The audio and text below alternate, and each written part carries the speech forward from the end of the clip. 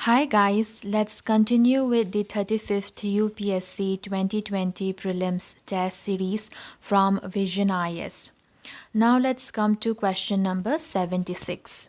Who among the following are appointed by the governor of a state and removed by the President of India?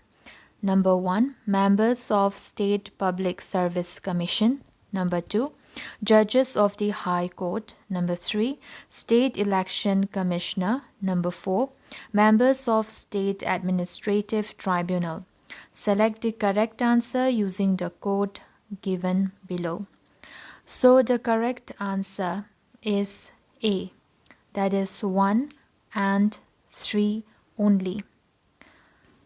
So the correct answer is A, that is 1 and 3 only.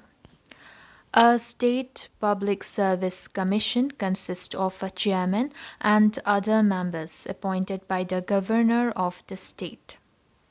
The Constitution does not specify the strength of the commission but has left the matter to the discretion of the governor. The Constitution also authorizes the governor to determine the conditions of service of the chairman and members of the commission. Although the chairman and members of an SPSC are appointed by the governor, they can be removed only by the president and not by the governor. The president can remove them on the same grounds and in the same manner as he can remove a chairman or a member of the UPSC. Articles 214 to 231 in Part 6 of the Constitution deals with the organization, independence, jurisdiction, powers, procedures, and so on of the high courts. The judges of a high court are appointed by the president. The Chief Justice is appointed by the President after consultation with the Chief Justice of India and the Governor of the state concerned. For the appointment of other judges, the Chief Justice of the concerned High Court is also consulted. A judge of a High Court can be removed from his office by an order of the President. The President can issue the removal order only after an address by the Parliament has been presented to him in the same session for such removal. The address must be supported by a special majority of each House of Parliament, that is, a majority of the total membership of that House and majority of not less than 2/3 of the members of that House present and voting. The Administrative Tribunals Act of 1985 empowers the central government to establish the state administrative tribunals, that is SATs, on the specific request of the concerned state governments. The chairman and members of the SATs are appointed by the president after consultation with the governor of the state concerned. The chairman and other members shall not be removed from his office except by an order made by the president on the ground of proved misbehavior and incapacity after an inquiry made by a judge of the Supreme Court, in which such chairman or other member had been informed of the charges against him and given a reasonable opportunity of being heard in respect of those charges. The superintendent's direction and control of the preparation of electoral rolls and the conduct of all elections to the panchayats shall be vested in the State Election Commission. It consists of a State Election Commissioner to be appointed by the Governor. His conditions of service and tenure of office shall also be determined by the governor. He shall not be removed from the office except in the manner and on the grounds prescribed for the removal of a judge of a high court. So the correct answer is A. That is 1 and 3 only. Now let's come to next question, that is question number 77. Which of the following pairs is or are correctly matched? We have mountain range on one side and on the other side we have continents. Number 1, Sierra Nevada, North America. Number 2, Sierra Madre, Africa. Number 3, Sierra Morena, Europe. Select the correct answer using the code given below. The correct answer is C. That is 1 and 3 only. So 1 and 3 are correct.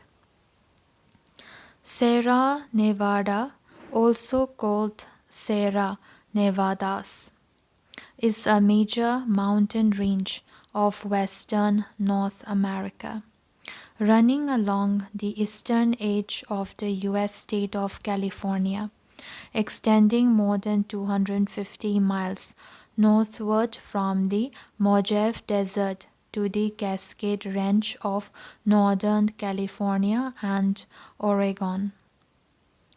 The Sierra Nevada varies from about 80 miles wide at Lake Tahoe to about 50 miles wide in the south. Biologically, it is home to the largest trees in the world, the giant sequoias. Sierra Nevada is an upvaulted, tilted block of the Earth's crust. Much of the rock is granite or a near relative of granite Economically, it was the focus of the celebrated California gold rush. Hence, pair 1 is correctly matched. Now let's come to Sierra Madre. It's a mountain system of Mexico. So it's not Africa but Mexico.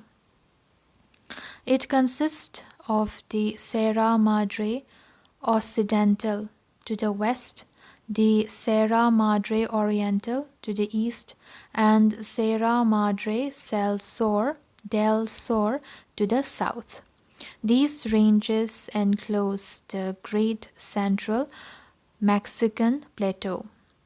Another Sierra Madre is the longest mountain range in the Philippines. The Sierra Madre, extending along the Pacific coast from northern to central Luzon, merges with Cordillera Central to form the Caraballo Mountains or Caraballo Mountains. There is no Sierra Madre in Africa, hence pair 2 is not correctly matched. Then next we have Sierra Morena. It is one of the main mountain ranges in Spain in Europe. It includes many minor ranges that run transversely, that is the Serras Madrona, Sur de Alcudia, and de Aracena. The Sierra Morena forms the main watershed between the Guadiana and Guadalquivir rivers and is mostly wild, desolate country thickly covered with dense evergreen bushes and shrubs. Its great breadth has long made it a formidable barrier in the history of Spain. Silver, lead, and copper are mined in the Linares region. Mercury at Almaden and copper at Narva, the chief communication route between Madrid and Sevilla runs through Cordoba. The Despeneperos Pass, and La Mancha. Livestock raising and the cultivation of cereals are important in the foothills of the Sierra. Hence, pair 3 is correctly matched. Now let's come to the next question. That is question number 78.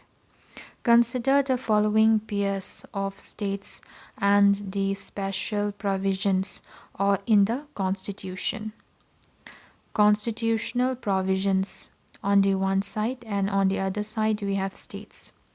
Number 1, Article 371, Nagaland. Number 2, Article 371A, Maharashtra and Gujarat. Number 3, Article 371B, Assam. Number 4, Article 371C, Manipur. Which of the pairs given above are correctly matched? The correct answer is C, that is 3 and 4 only. So 3 and 4 are correctly matched. Apart from Jammu and Kashmir, special provisions have been provided to some other states under the Constitution of India, listed in Articles 371 and 371 from A to J. While Articles 370 and 371 have been a part of the Constitution since January 26, 1950, Article 371A to J were incorporated through amendments under Article 368, which lays down the power of the Parliament to amend the Constitution and procedure therefore. States that have special provisions under Article 371 A to J. The first one is Article 371, Maharashtra and Gujarat. So the first one, number 1 is wrong. Article 307, okay, so Article 371 is Maharashtra and Gujarat. Governors of the states of Maharashtra and Gujarat are given special responsibilities to set up development boards in regions such as Vidarbha, Marathwada, Kutch, etc. Next we have Article 371A. It is Nagaland. So it is again incorrect. So for Article 371, it should be Maharashtra and Gujarat, and Article 371A, it should be Nagaland. Article 371A of the Constitution mainly states that no Act of Parliament would apply to the state of Nagaland in matter relating to religious or social practices of Nagas, Naga customary law and procedure, administration of civil or criminal justice involving decisions according to Naga customary law, and ownership and transfer of land and its resources. The Legislative Assembly of Nagaland must pass a resolution for an act to be applicable to the state. The governor is given special responsibilities with respect to law and order in the state as well. Next, we have Article 371B. It's Assam. So it is true. So number 3 is true. According to the special provision under Article 371B, the President may provide for the constitution and functions of a committee of Legislative Assembly of the state consisting of members elected from the tribal areas of Assam.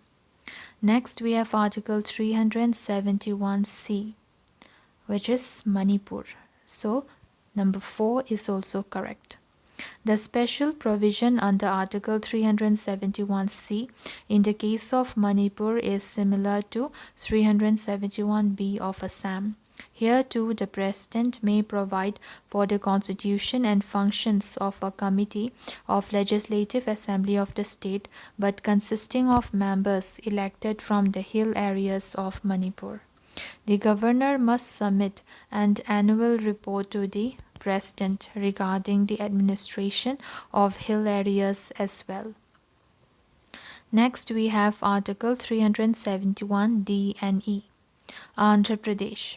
Article 371D, which was added to the Constitution in 1974, provides equitable opportunities and facilities for the people of the state and safeguards their rights in matters of employment and education.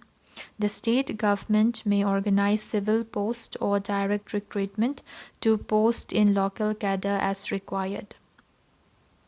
Article 371E states that the Parliament may by law provide for the establishment of a university in Andhra Pradesh.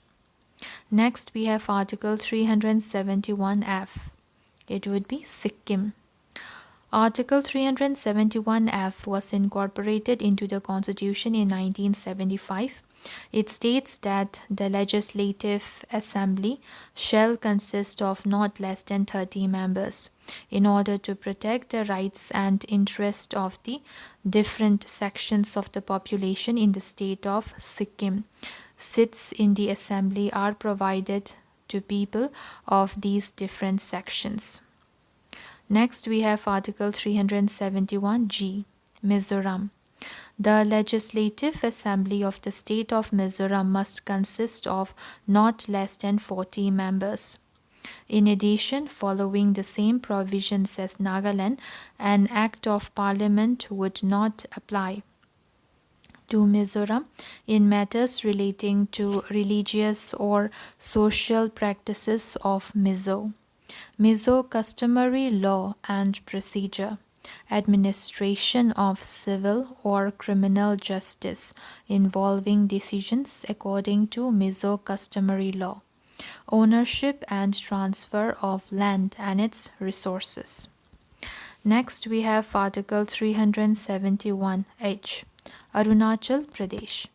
The Legislative Assembly of the State of Mizoram must consist of not less than 30 members. The governor will have special responsibility with respect to law and order in the state. Article 371I, Goa. The Legislative Assembly of the State of Goa must consist of not less than 30 members. Article 371J. Article 371J grants special status to six backward districts of Hyderabad, Karnataka region. The special provision requires that a separate development board be established for these reasons, similar to Maharashtra and Gujarat, and also ensures local reservation in education and government jobs. Question number 79. What do you understand by delegated legislation? Statement A or option A. It represents the power of Supreme Court to make rules for its own administration. Number B. It represents bylaws and rules made by the executive authority as per the powers conferred to them by the Parliament. Number C. It is a parliamentary procedure in which all the outstanding demands of grants are put to vote at the end of the discussion. Number D. It represents the laws made by the Parliament to fulfill obligations and duties under international laws. So the correct answer is B. The correct answer is B. The Constitution of India established the Parliament of India to act as the supreme legislature of the country. A large number of bills are placed in the Parliament to be enacted as laws.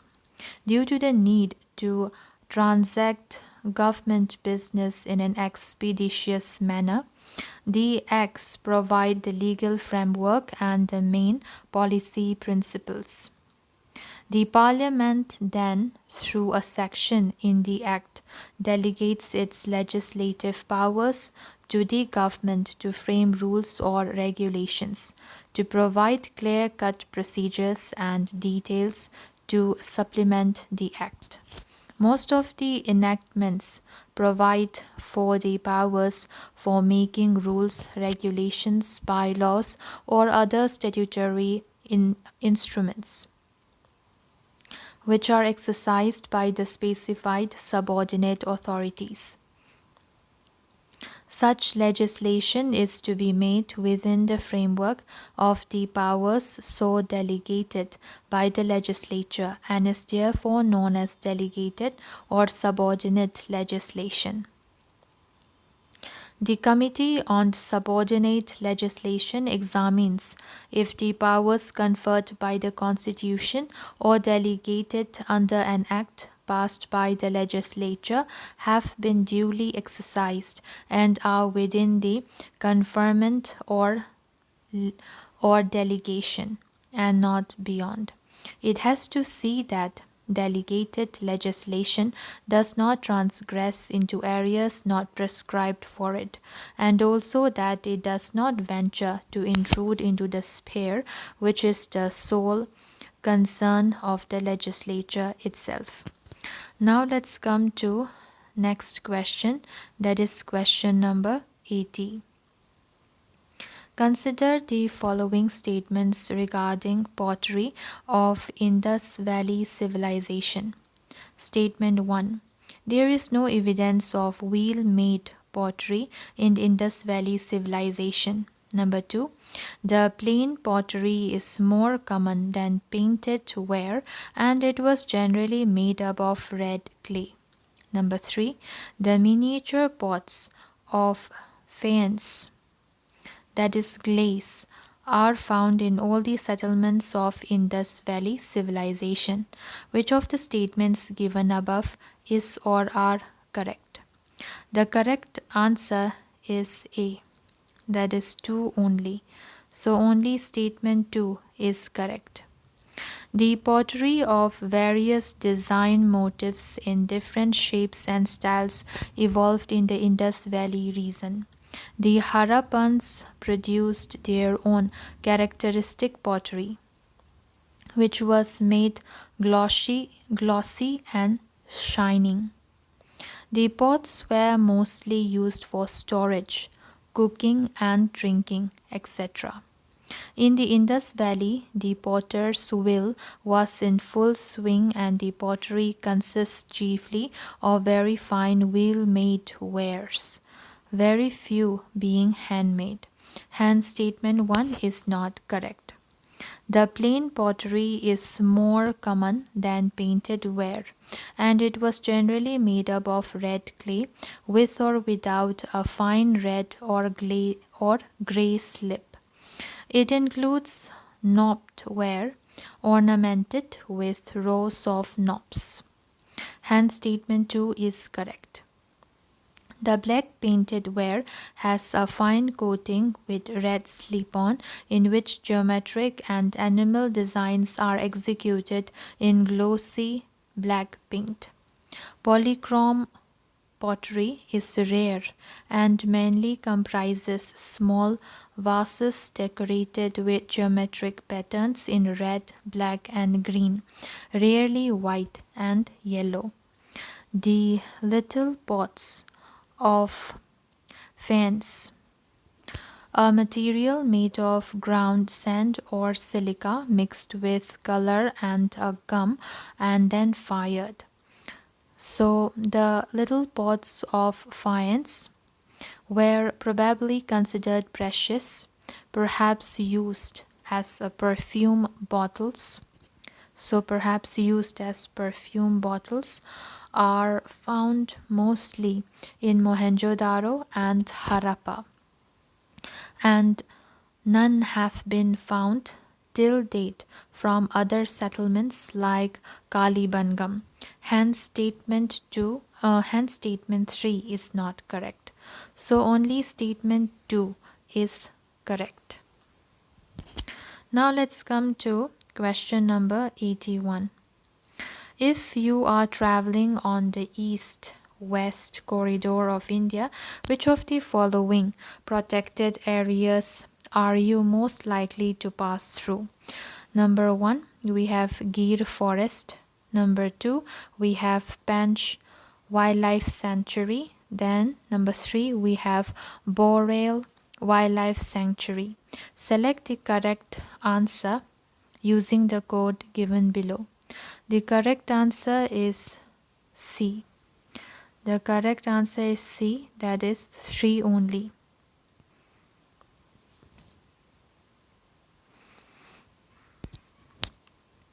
The north-south east-west corridor is the largest ongoing highway project in India.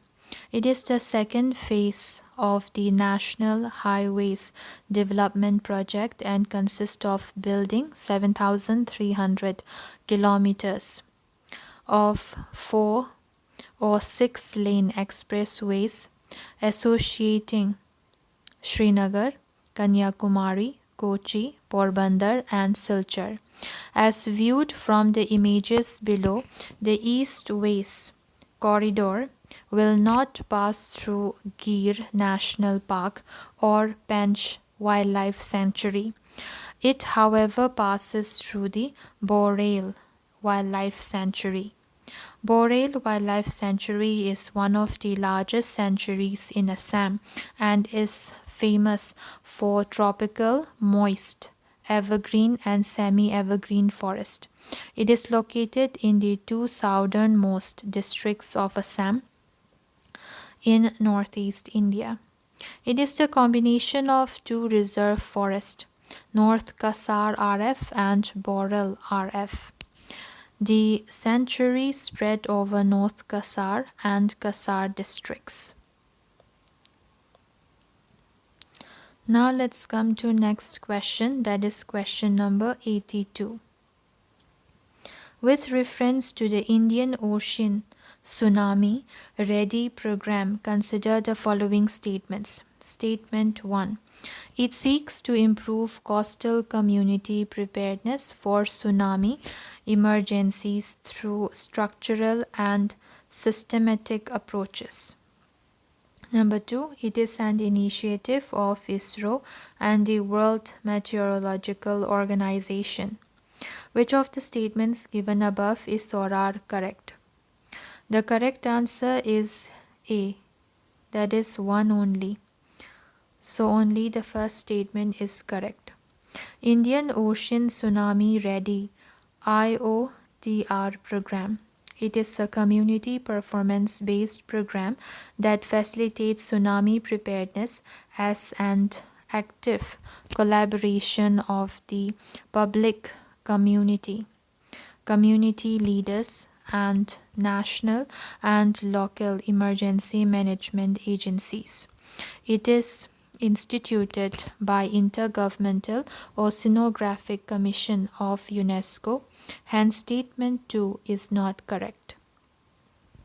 The main objective of this program is to improve coastal community preparedness for tsunami emergencies, to minimize the loss of life and property, and to ensure structural and systematic approach in building community preparedness.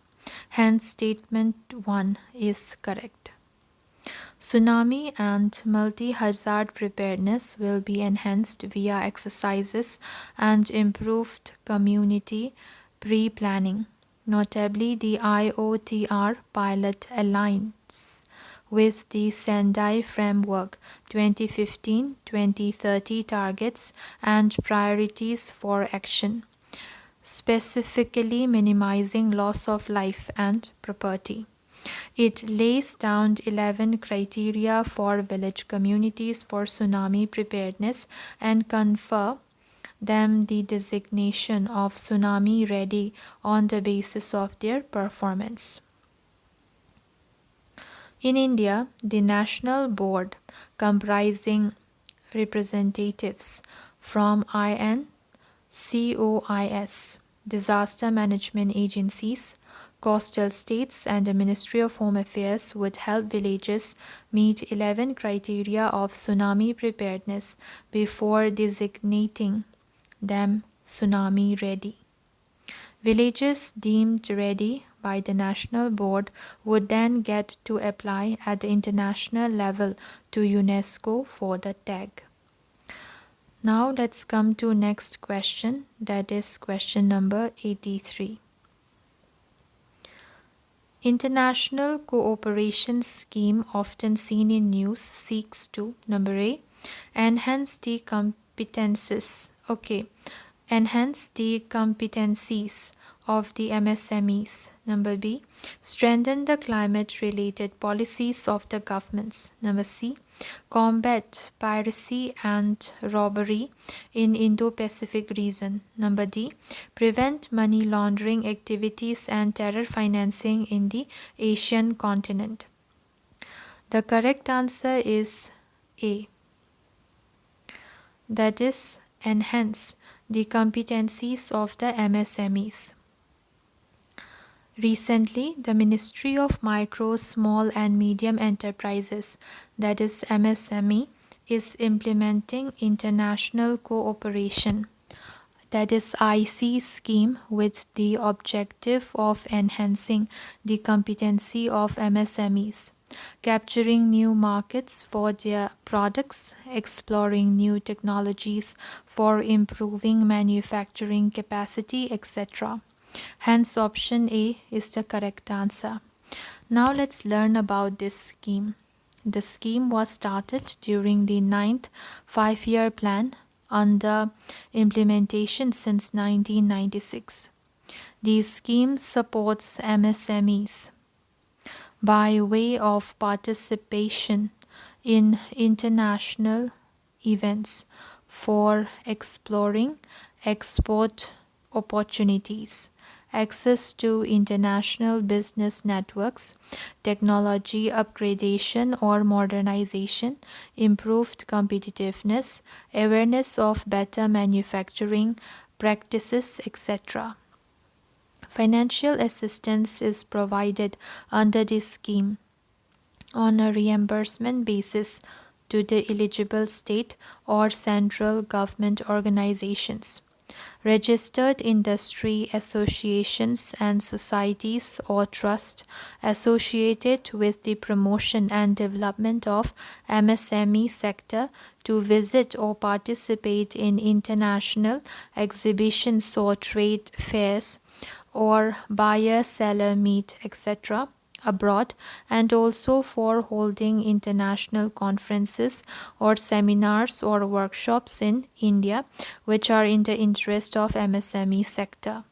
Ministry of Micro, Small and Medium Enterprises (MSME) has incurred expenditure of rupees 81 crore out of rupees 274 crore budget earmarked under 4 schemes. Procurement and Marketing Support Scheme, Marketing Assistance Scheme, Kaur Vikas Yojana, and International Cooperation Scheme between financial year 17 and financial year 19 until October 2019 for financial year 20 to boost marketing competitiveness of small businesses.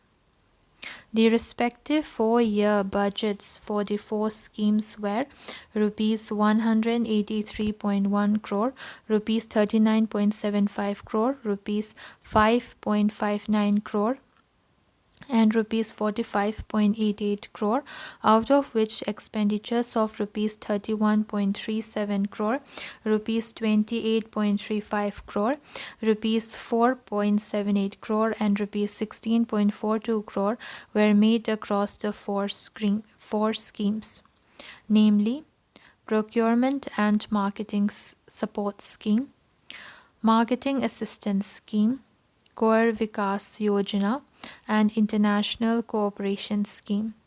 Importantly, the allocation for Procurement and Marketing Support Scheme and International Cooperation Scheme increased significantly for financial year 20 alone, vis-a-vis the previous 3 fiscal years. Now let's come to the next question, that is question number 84. Recently, Budithi brass craft is in news. It is the products made out of alloy like brass. It was registered as one of the geographical indication handicraft from which state? Number A, Andhra Pradesh. Number B, Himachal Pradesh. Number C, Maharashtra. Number D, Madhya Pradesh. The correct answer is A, that is Andhra Pradesh. Buditi brass craft are the products made out of alloy like brass at Buditi, a village in Srikakulam district of the Indian state of Andhra Pradesh. It involves creating beautiful shapes out of alloys. The shapes range from charmingly traditional items to elegantly modern ones. The art form expresses itself as traditional looking utensils and also in forms that suit contemporary needs like flower pots and planters. Usually made of brass, the objects have patterns that are geometric with straight lines and curves forming simple and striking presentations. Floral patterns are abound too. It was registered as one of the geographical indication handicraft from Andhra Pradesh as per Geographical Indications of Goods Registration and Protection Act 1999. So the correct answer is A, Andhra Pradesh. Now let's come to question number 85. Consider the following pairs. We have limbs of Vedas on one side and subject it deals with on the other. Number 1, Shiksha, grammar. Number 2, Kalpa, phonetics. Number 3, Nirukta, etymology. Number 4, Chanda, matrix. Which of the pairs given above are correctly matched? The correct answer is C, that is 3 and 4 only. So 3 and 4 are correctly matched. Vedangas literary means. So Vedangas literally mean the limbs of the Vedas. They are 6 in number. So Vedangas are 6 in number. Just like the limbs of the body, they perform various supportive and augmenting functions in the study, preservation, and protection of the Vedas and the Vedic traditions. The 6 Vedangas are, the first one is Siksha, Chanda, Vyakarana, Nirukta, Jyotisha, and Kalpa. The first one, that is Shiksha, it's phonetics. So Shiksha, it should be phonetics. Then Vyakarana, it would be grammar. Then Chandas, it would be meter. Then Nirukta, etymology. Kalpa, ritual. Then Jyotisha, astronomy. Hence the correct option is C. Now let's come to Upavedas, that is supplementary Vedas. They are largely secular in nature. Gandharva Veda, that is music. Silpa Veda, that is sculpture. Ayurveda, that is medicine. Dhanur Veda, that is archery or art of war sutras, the guide that guide people in various fields. Now let's come to Siksha. It lays down the rules of phonetics, pronunciation or sounds or duration of utterance of each syllable. Euphony. The goal is to achieve correct pronunciation and articulation. Then we have Vyakaranam. The most important exposition of grammar is that of sage Panini, which is in the form of sutras or aphorisms. It is known as Astadhyayi. So it is known as Astadhyayi because it has 8 chapters.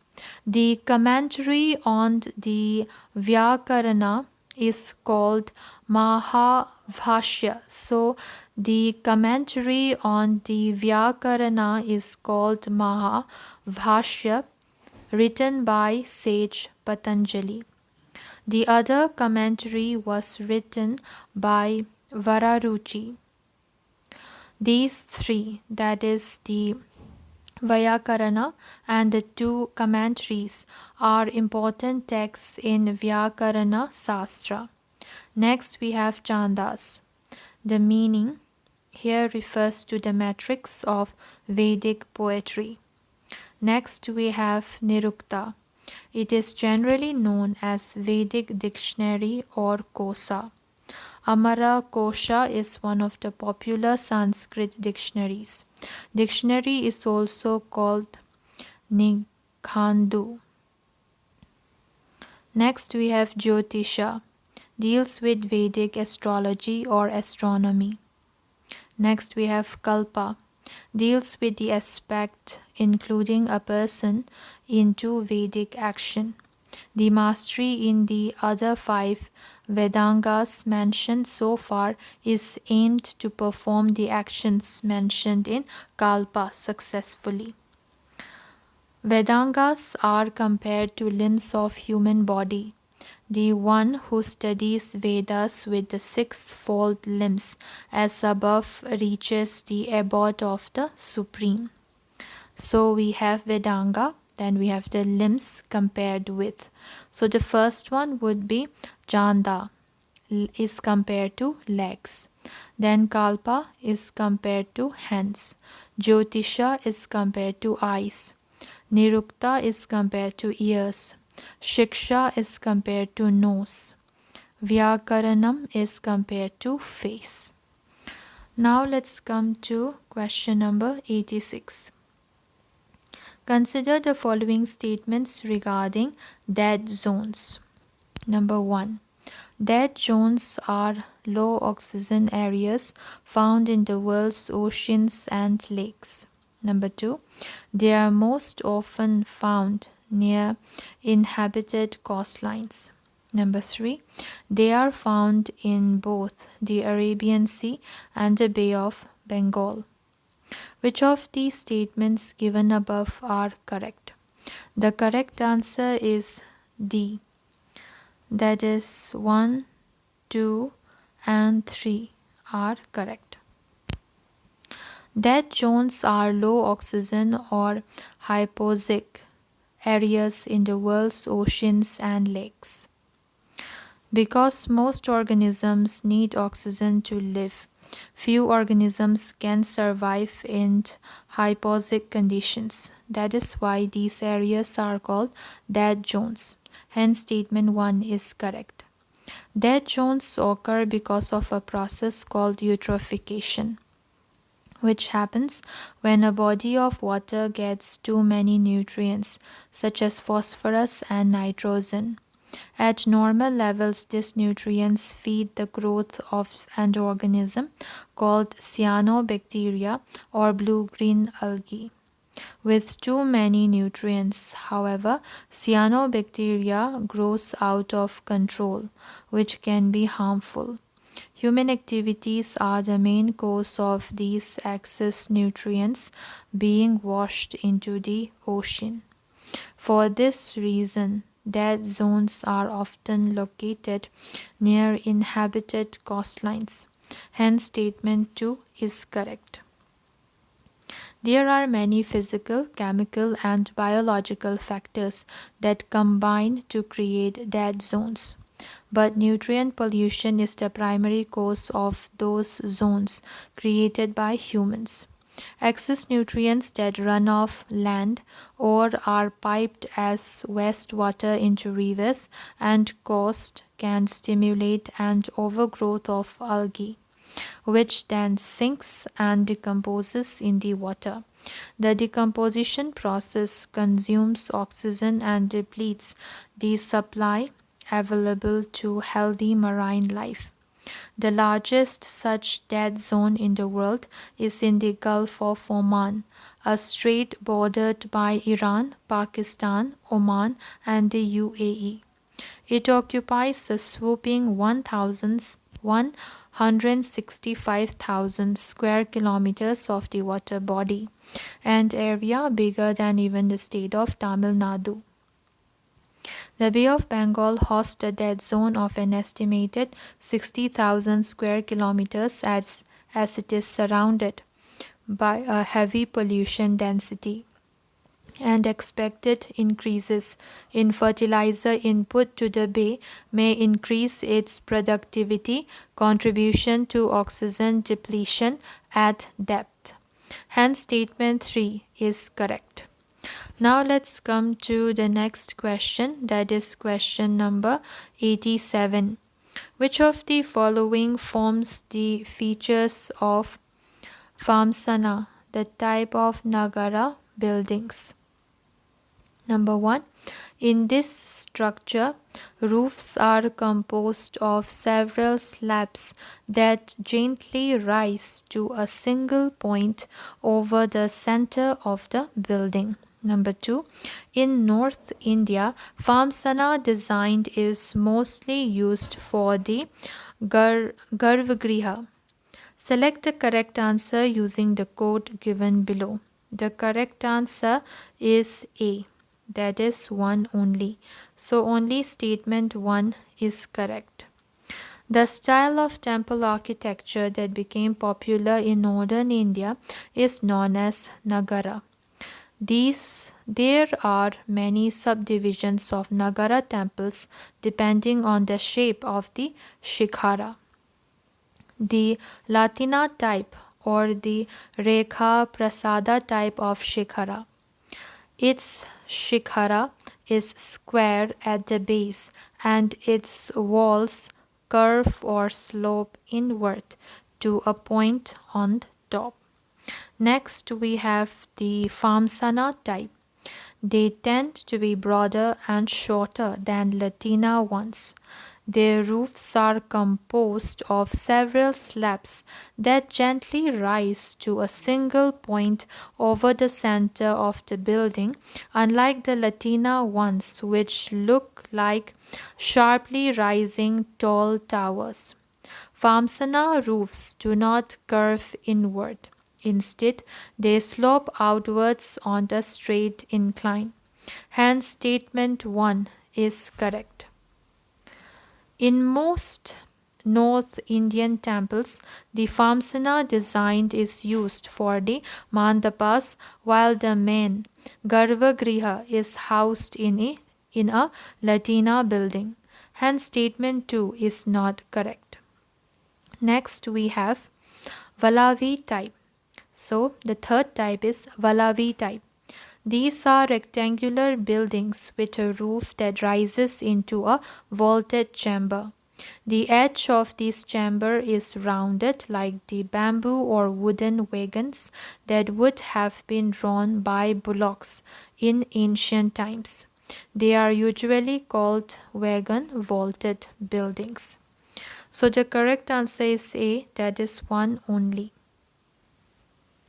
Question number 88. Which of the following provisions were added to the Indian Constitution by the 42nd Constitutional Amendment Act of 1976? Statement number 1. It added living wage and proper working conditions for workers to directive principles of state policy. Number 2, it provided for the creation of All India Judicial Services. Number 3, it provided for the administrative tribunals. Select the correct answer using the code given below. The correct answer is B. That is 2 and 3 only. So statements 2 and 3 are correct. The 42nd Amendment of the Indian Constitution is the most comprehensive amendment to the Constitution and carried out major changes. It is also known as Mini Constitution.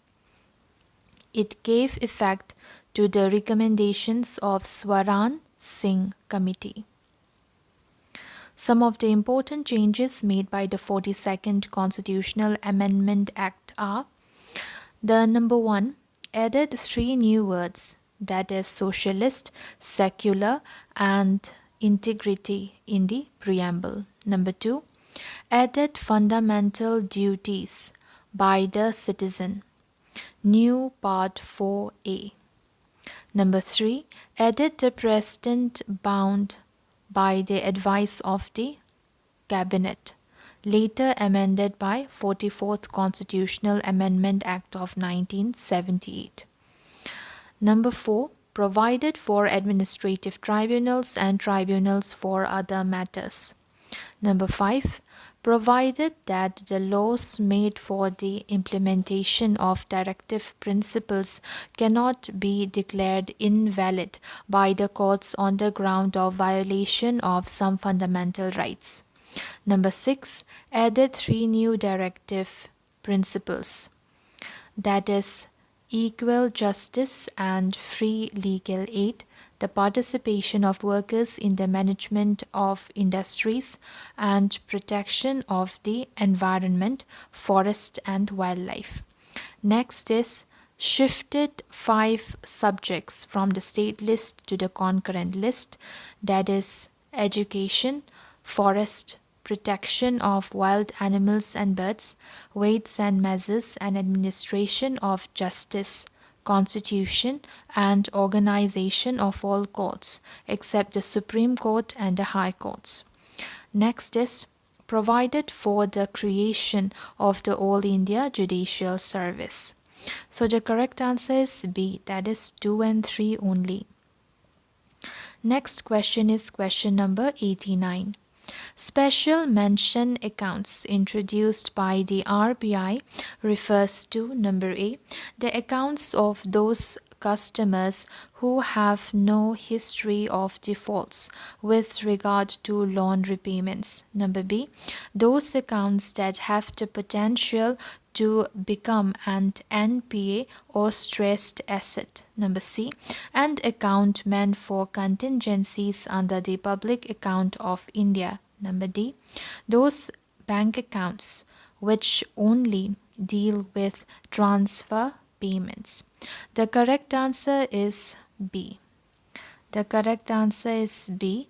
That is those accounts that have the potential to become an NPA or stressed assets.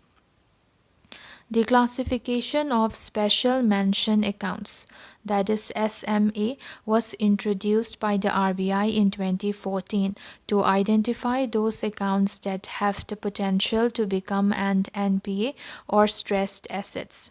The logic of such a classification is because some accounts may turn NPA soon. Here, early identification will help to tackle the problem better. Special mention accounts are those accounts or assets that show symptoms of bad asset quality in the first 90 days itself. And NPA has a duration of 90 days. On the other hand, the worst type of special mention account, SMA2, has less than 90 days duration. Hence, option B is the correct answer. Now let's come to question number 90. Which of the following is or are correct with reference to external commercial borrowings, that is ECB? Statement number 1, ECB can be raised in Indian rupees, that is INR, or any convertible currency. Number 2, all entities that are eligible for foreign direct investment (FDI) can't borrow through the ECB route. There is a ceiling on the total amount of ECBs that can be obtained by all Indian firms during a year. Select the correct answer using the code given below. The correct answer is D, that is 1, 2, and 3. So all the statements 1, 2, and 3 are all correct. External commercial borrowings is basically a loan availed by an Indian entity from a non-resident lender.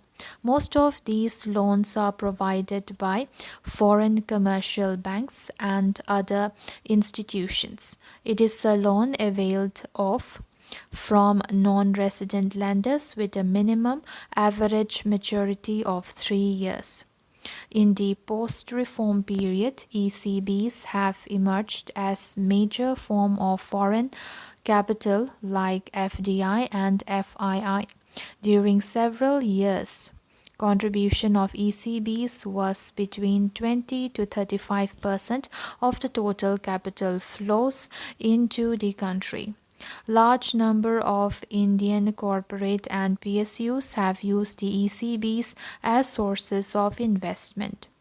ECB can be raised in Indian rupees, that is INR, and or any convertible currency.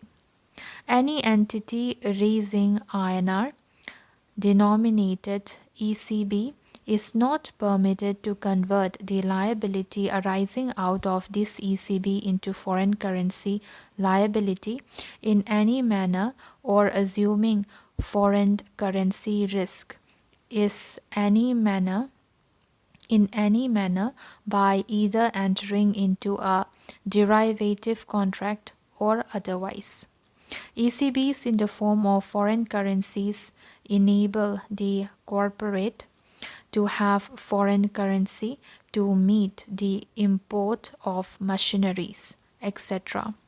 The RBI has also broadened the scope of borrowers by allowing all entities that are eligible for foreign direct investment, that is FDI, to borrow through the external commercial borrowing, that is ECB route.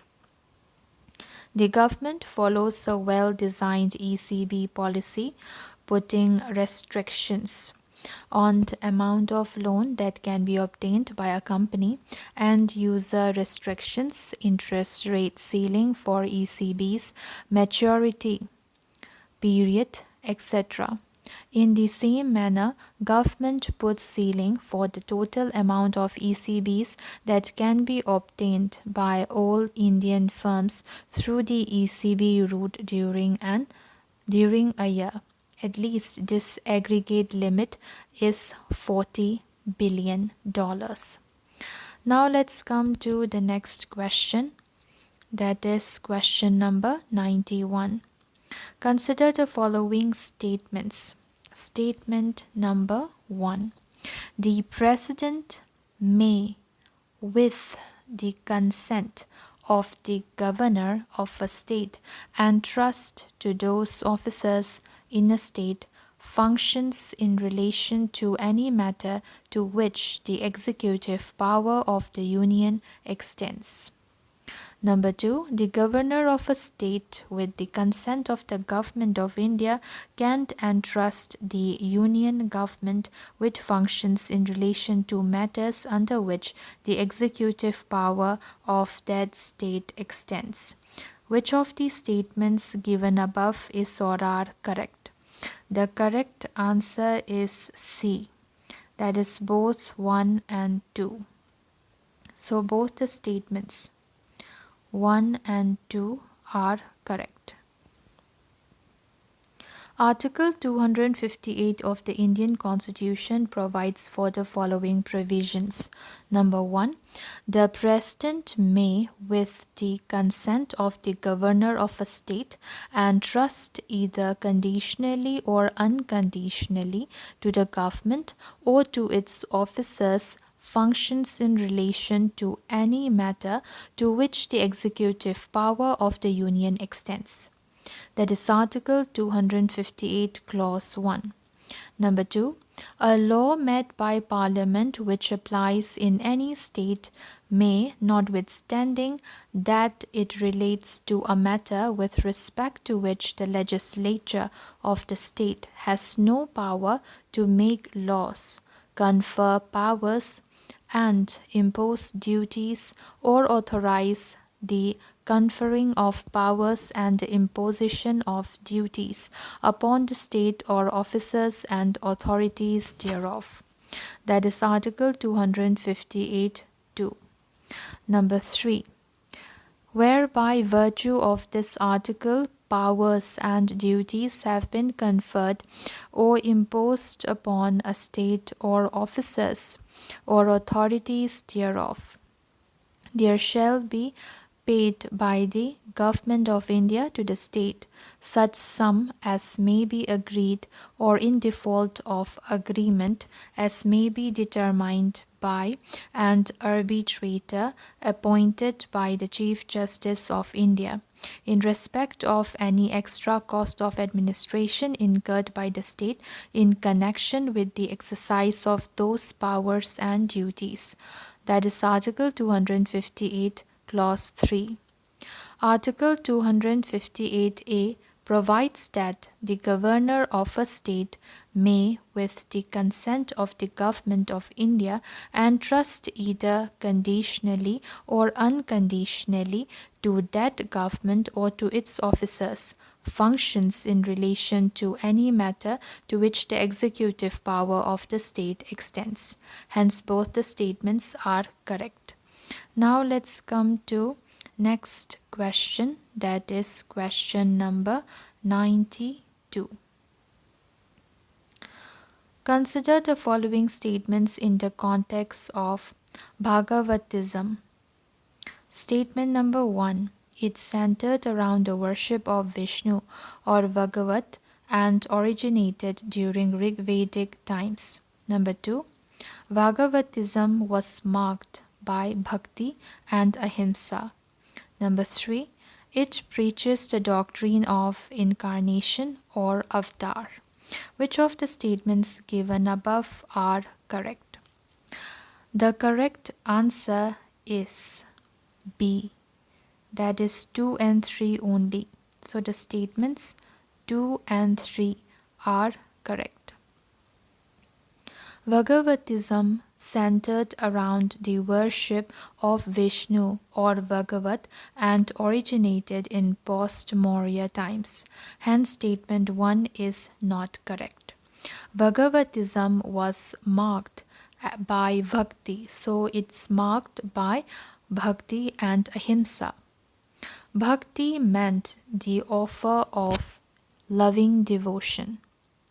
It was a kind of loyalty offered by a tribal to his chief or by a subject to his king.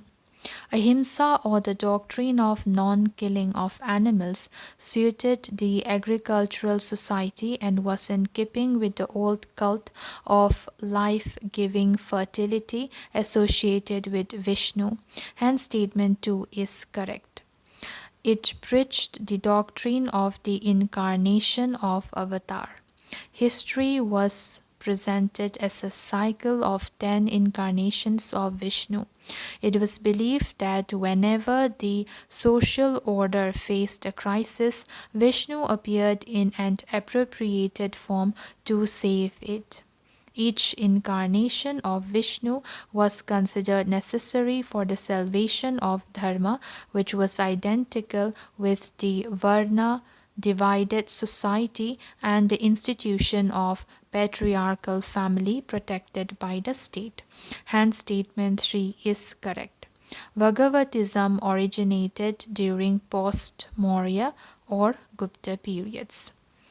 So the option B is correct, that is 2 and 3 only. Now let's come to next question, that is question number 93.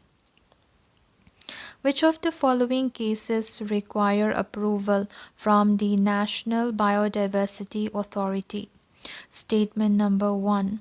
An Indian citizen seeking to access and obtain biological resources for commercial utilization. Number 2. An Indian citizen seeking to transfer his or her research relating to biological resource obtained from India to a non-resident Indian. Number 3, obtaining a patent for research based on human genetic material. Select the correct answer using the code given below. The correct answer is A, that is 2 only. So only statement 2 is correct. The National Biodiversity Authority, that is NBA, was established in 2003 by the central government to implement India's Biological Diversity Act 2002. The MBA is a statutory body and it performs the facilitative, regulatory, and advisory functions for the Government of India on the issue of conservation, sustainable use of the biological resource, and fair, equitable sharing of benefits of use. The Biological Diversity Act 2002 mandates the implementation of the provisions of the Act through the decentralized system, with the NBA focusing on the advice the central government on matters relating to the conservation of biodiversity, sustainable use of its components, and equitable sharing of benefits arising out of the utilization of biological resources.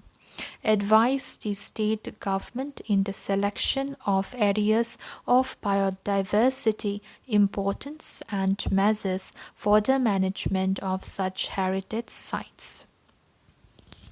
The State Biodiversity Board, that is SBBs, focus on the advice of the state governments subject to any guidelines issued by the central government on matters relating to the conservation of biodiversity, sustainable use of its components, and equitable sharing of the benefits arising out of the utilization of biological resources.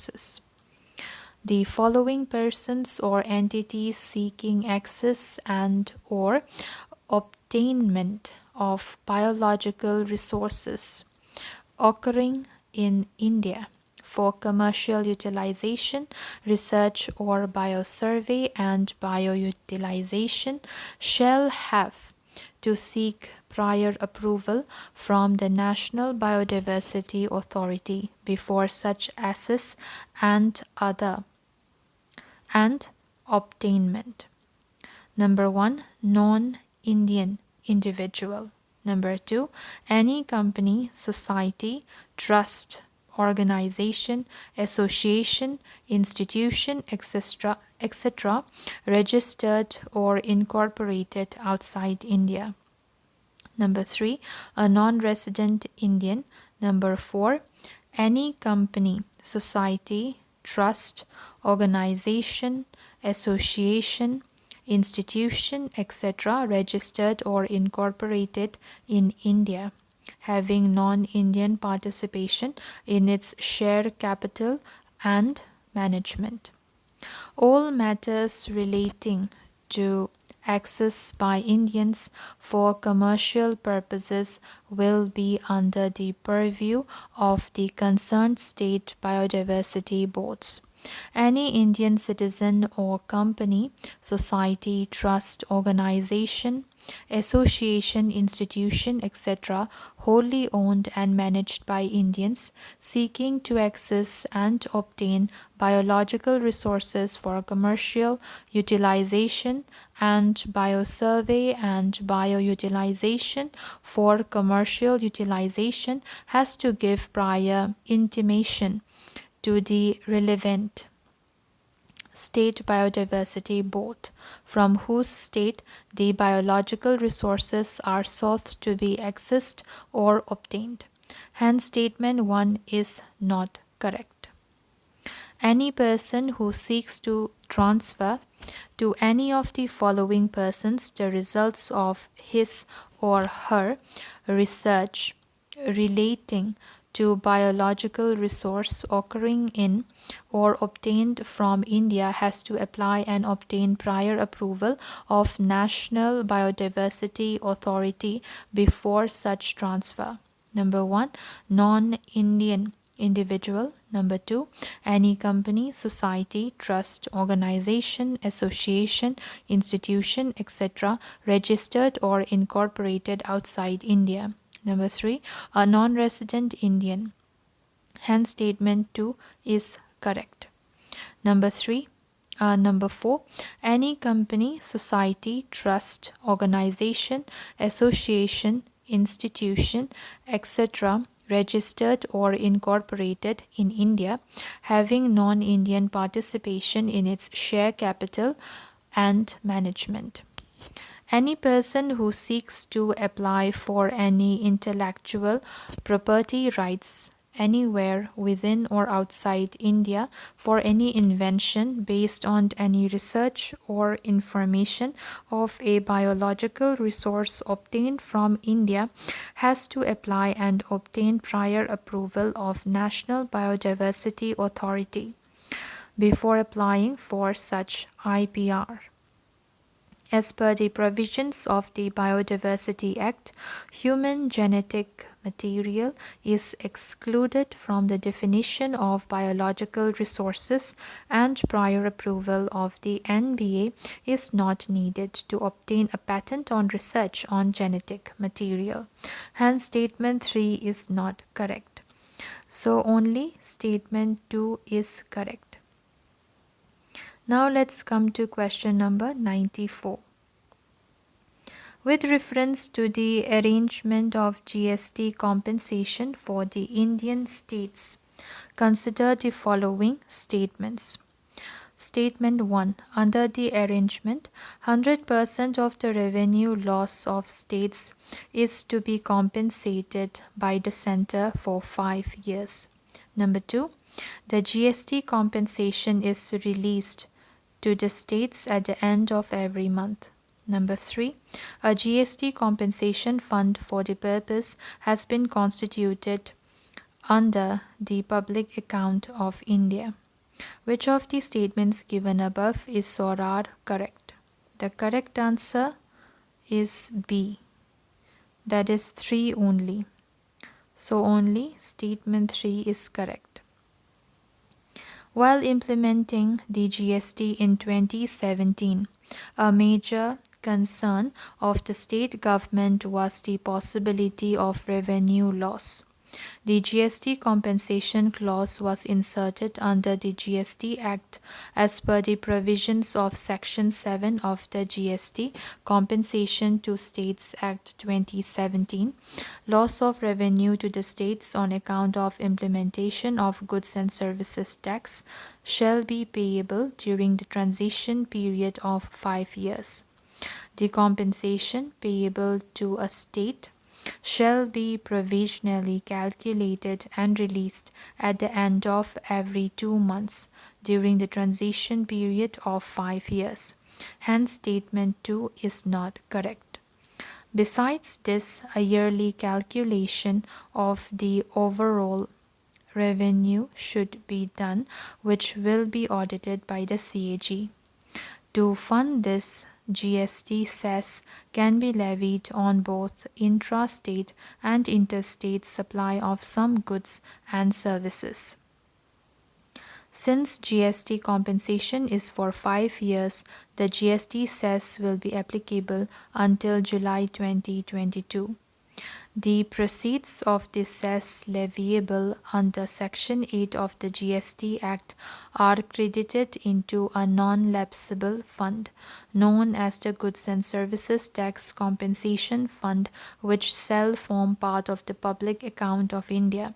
Hence, statement 3 is correct. A year since GST implementation and the percentage of revenue loss to be compensated. First year, it will be 100% revenue loss to be compensated. Second year is also 100%. Third year, 100%. For the fourth year, it will be 75%. And for the fifth year, it will be 50%. Hence, statement 1 is not correct. Now, let's come to question number 95. Talik, Nashtalik, and Shikast in the context of medieval India refers to number A. Calligraphic styles of Persian language. Number B. Local tribes who did not believe in God. Number C. A Persian festivals celebrated as New Year. Number D. A method of salutations in Mughal court. The correct answer is A. That is calligraphic styles of Persian language. Calligraphy, the art of handwriting, was considered a skill of great importance. It was practiced using different styles. Nashtalik and Shikast are Persian calligraphical styles. Shikast means broken, because this script is a broken version of the Nastaliq or Telic, used for longer documents because it was easy to write quickly, for poetry because of its flowery visual style, and for official proclamations. It was developed in 14th century.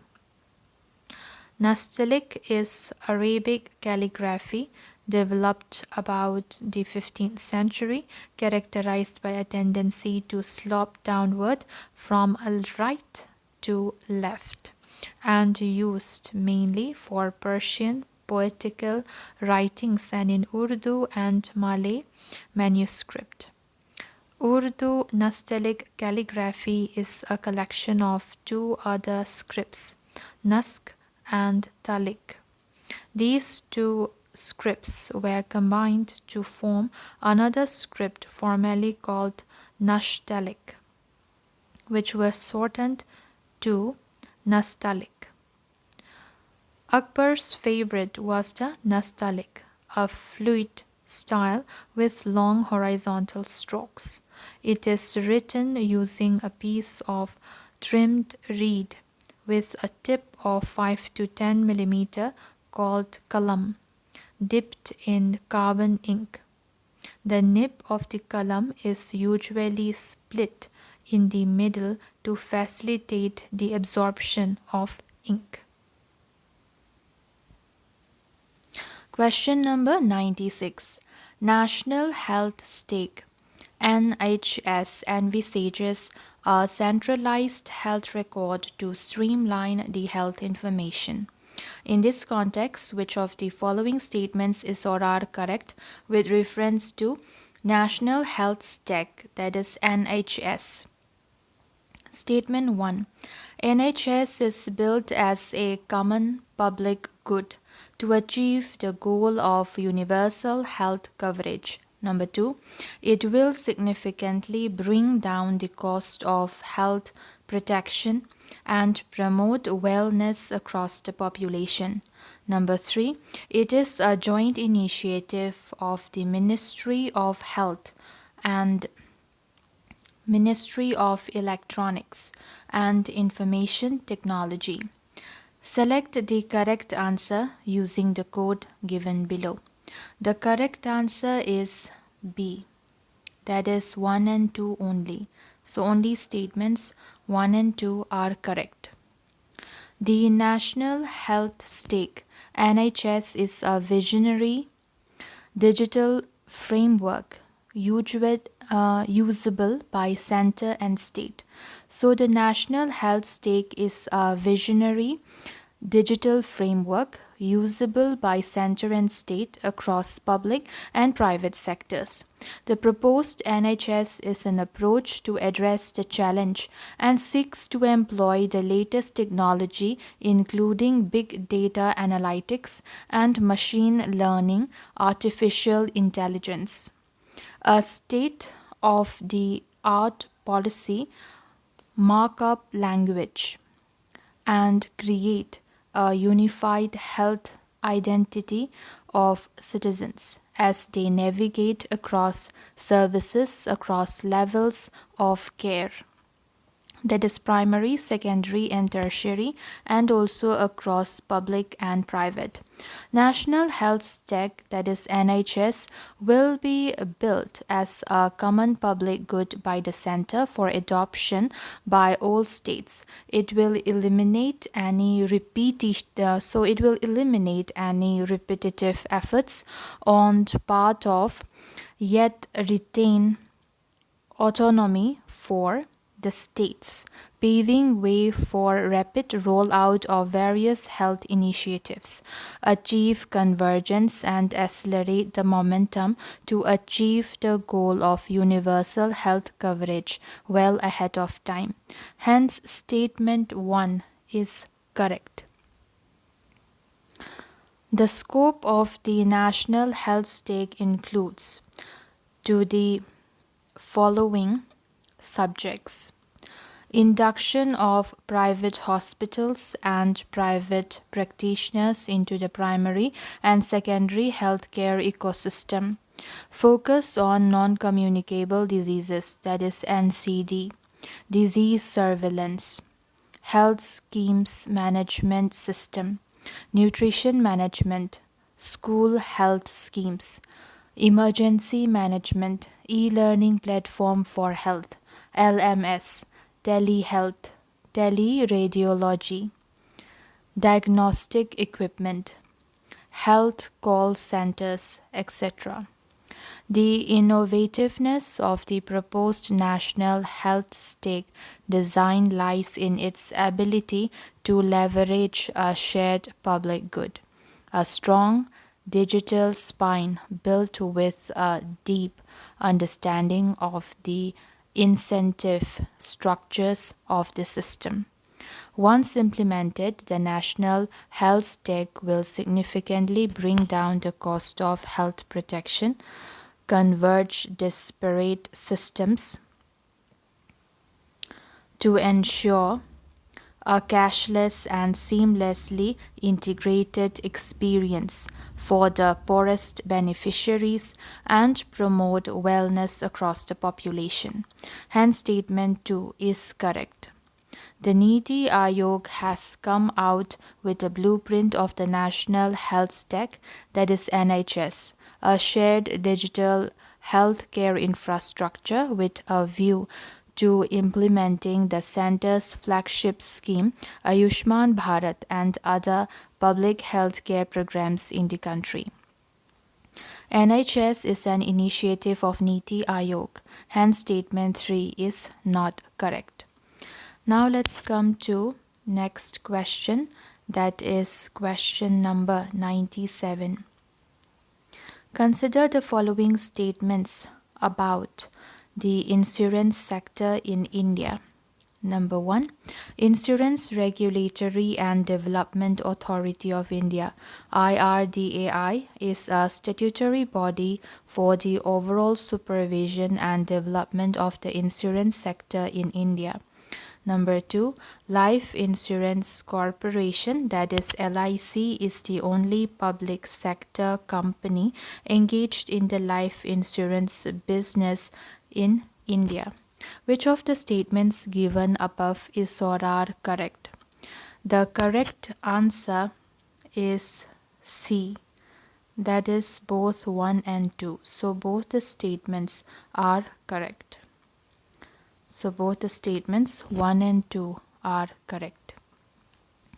Insurance Regulatory and Development Authority of India, that is IRDAI, is a statutory body formed under an Act of Parliament, that is Insurance Regulatory and Development Authority Act 1999, that is IRDAI Act 1999, for overall supervision and development of the insurance sector in India.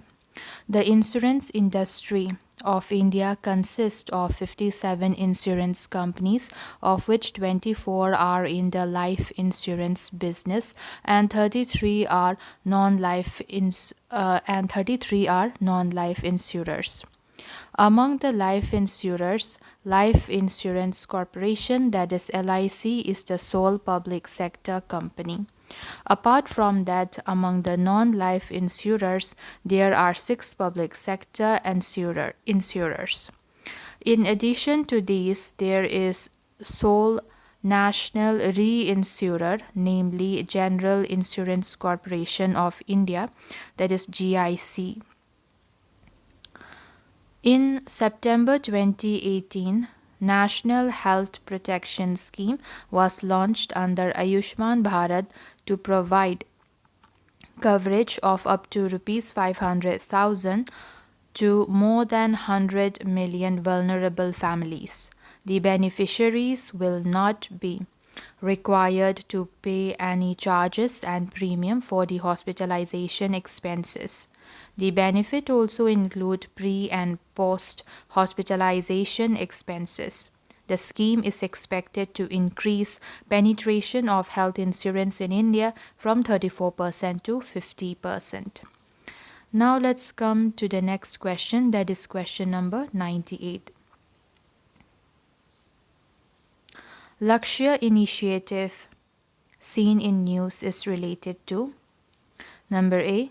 Boost the immunity of the people in response to COVID-19. Number B.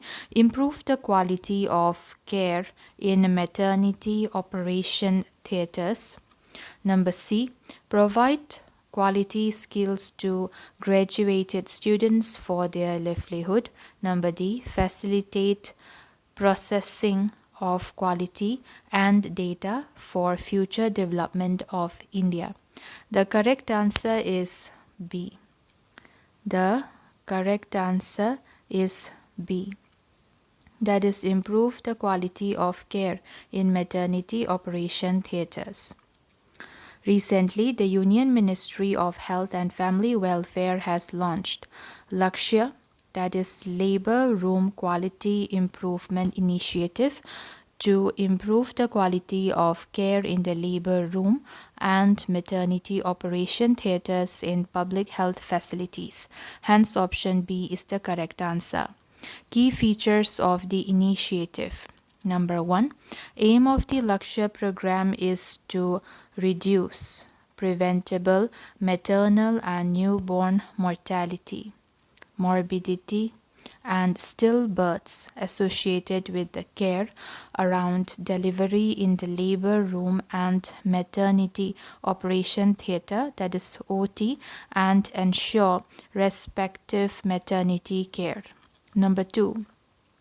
Under the initiative, a multi-pronged strategy has been adopted, such as improving infrastructure, upgradation, ensuring the availability of essential equipment, providing adequate human resources, capacity building of healthcare workers, and improving quality processes in the labor room.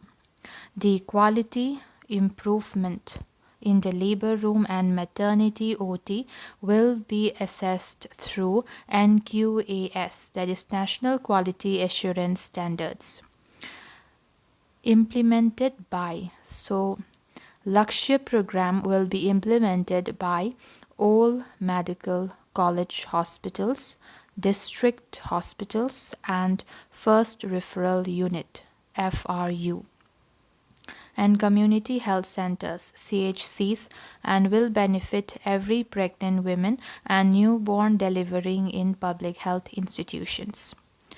Now let's come to question number 99. Which of the following is or are the possible benefits of predators in an ecosystem. Number 1, increase in species diversity. Number 2, slow down the spread of diseases. Number 3, prevents habitat destruction of other species. Select the correct answer using the code given below. The correct answer is D. The correct answer is D, that is 1, 2, and 3. So all of them are correct. Predators are an important part of a healthy ecosystem. Predators remove vulnerable prey, such as the old, injured, sick, or very young, leaving more food for the survival and success of healthy prey animals. Also, by controlling the size of prey populations, predators help slow down the spread of disease. Predators will catch healthy prey when they can, but catching sick or injured animals helps in the formation of healthier prey populations because only the fittest animals survive and are able to reproduce. In addition, predators help to reduce the negative impacts that their prey may have on the ecosystem if they become too abundant or if they stay in one area for too long. When predators like cheetahs prey on grazing animals like antelope, it keeps the prey population moving around in fear and prevents overgrazing in any one area.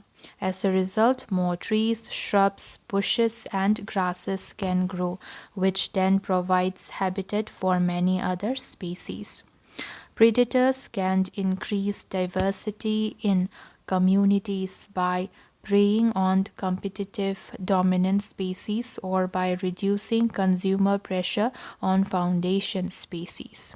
So the correct answer is D, that is 1, 2, and 3. Now let's come to next question, that is question number 100. Consider the following statements with reference to Natura 2000. Number 1. It is the largest coordinated network of core breeding and resting sites for rare and threatened species in the world. Number 2. It is an initiative of BirdLife International. Which of the statements given above is or are correct? The correct answer is A. That is 1 only. So only statement 1 is correct. Natura 2000 is a network of core breeding and resting sites for rare and threatened species and some rare natural habitat types which are protected in their own right. It stretches across all 27 EU countries, both on land and at sea. Natura 2000 is the largest coordinated network of protected animals in the world.